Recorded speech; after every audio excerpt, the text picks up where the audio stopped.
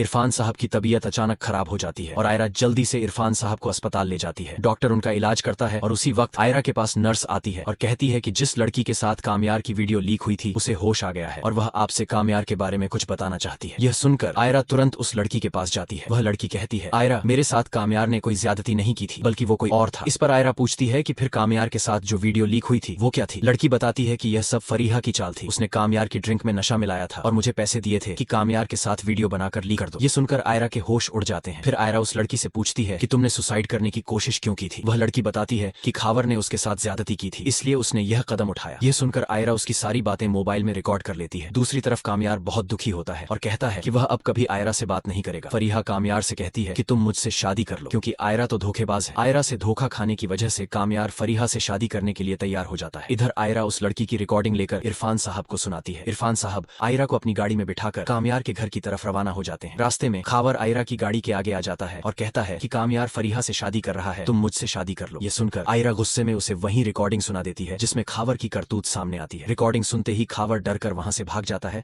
और फरीहा को फोन कर देता है कि आयरा को सब सच पता चल गया है और वह कामयार के पास जा रही है। ये सुनते ही फरीहा के होश उड़ जाते हैं और वह अपने गार्ड को कॉल करती है कि आयरा को कामयार के घर के अंदर मत आने देना। थोड़ी देर बाद आयरा इरफान साहब के साथ कामयार के घर के बाहर पहुंच जाती है। सामने सिक्योरिटी गार्ड खड़ा होता है और उन्हें अंदर नहीं जाने देता। आयरा पीछे वाले दरवाजे से घर के अंदर चली जाती है। अंदर कामयार और फरीहा की शादी हो रही होती है। मौलवी साहब फरीहा से पूछते हैं कि क्या आपको कामयार के साथ निकाह कबूल है, तो फरीहा कहती है जी कबूल है। इसके बाद मौलवी साहब कामयार से पूछते हैं। उसी वक्त आयरा जोर से चिल्लाती है, कामयार ये निकाह मत करना। कामयार स्टेज से उठ जाता है। फरीहा कहती है कि पहले निकाह पूरा कर लो, फिर आयरा की बात सुन लेना। लेकिन कामयार सीधे आयरा के पास पहुंच जाता है। आयरा उसे उस लड़की की रिकॉर्डिंग सुनाती है। रिकॉर्डिंग सुनकर कामयार कहता है कि हमारी शादी तुड़वाने में खावर और फरीहा का हाथ था। आयरा रोते हुए कहती है कि शादी वाले दिन उसने कामयार पर भरोसा नहीं किया, इसलिए सब बर्बाद हो गया और वह उससे माफी मांगती है। उसी वक्त खावर अपनी माँ के साथ वहां पहुंच जाता है और आयरा के सिर पर पिस्टल रख देता है। वह धमकी देता है कि अगर कामयार ने उसकी शादी आयरा से नहीं होने दी तो वह उसे गोली मार देगा। डर के मारे कामयार पीछे हट जाता है और खावर जबरदस्ती मौलवी साहब से कहता है कि आयरा और मेरा निकाह कराओ। कामयार चुपचाप पुलिस को कॉल कर देता है। मौलवी साहब खावर से पूछते हैं कि क्या आपको आयरा के साथ निकाह कबूल है, तो खावर कहता है जी कबूल है। फिर मौलवी साहब आयरा से पूछते हैं तो आयरा कहती है कि वह सिर्फ कामयार से मोहब्बत करती है और खावर से निकाह कबूल नहीं है। यह सुनकर खावर गुस्से में आ जाता है और कामयार पर गोली चला देता है। गोली सीधा कामयार की बाजू में लगती है। उसी वक्त पुलिस वहां पहुंच जाती है। पुलिस को देखकर खावर डर जाता है और आयरा पुलिस से कहती है कि खावर को गिरफ्तार कर लो। पुलिस खावर को पकड़ लेती है। कामयार खून से लथपथ होता है और पुलिस से कहता है कि फरीहा को भी गिरफ्तार किया जाए। पुलिस खावर और फरीहा दोनों को थाने ले जाकर जेल में बंद कर देती है, जहां फरीहा पागल हो जाती है। इधर इरफान साहब डॉक्टर को बुलाते हैं। डॉक्टर आकर कामयार की बाजू से गोली निकाल देता है और कामयार ठीक हो जाता है। इसके बाद इरफान साहब सुहेल साहब से कहते हैं कि उनकी तबीयत बहुत खराब हो रही है और उनकी आखिरी ख्वाहिश है कि वे कामयार और आयरा की शादी करवा दें।